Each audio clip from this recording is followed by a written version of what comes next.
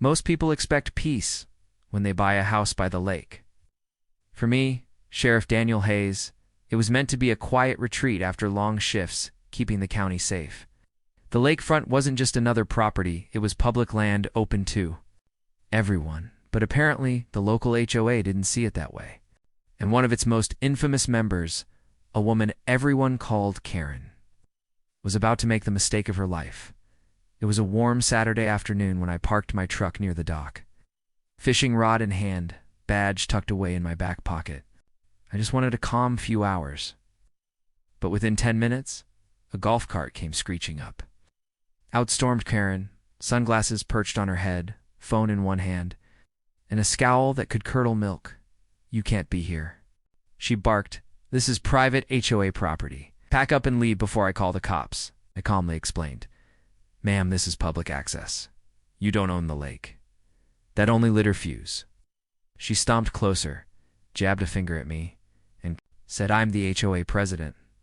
My rules stand here." When I didn't move, her face twisted with rage. She stormed back to her cart and returned not with her phone but with a small revolver. "Last chance," she hissed, pointing the gun at me. "Leave, or I'll make you leave." Now, I faced down criminals with far more firepower than Karen's little handgun. But what chilled me wasn't the weapon itself, it was the reckless confidence she carried with it. Neighbors peeked from porches, whispering in shock, but no one dared step in. I slowly raised my hands, keeping my voice even. "Karen, do you know who you're threatening right now?" "I don't care if you're the governor," she spat. "This is my lake." That's when I reached into my pocket, pulled out my leather badge case, and flipped it open.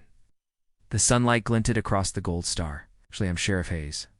You're pointing a firearm at a law enforcement officer. That's a felony." Smugness drained instantly.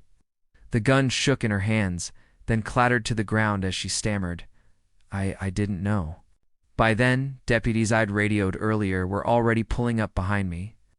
Karen was handcuffed on the spot, still babbling excuses about protecting HOA rules.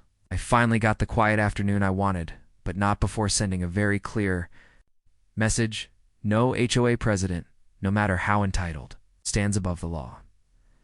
Asterisk for more interesting and heart-touching stories, hit the subscribe button now.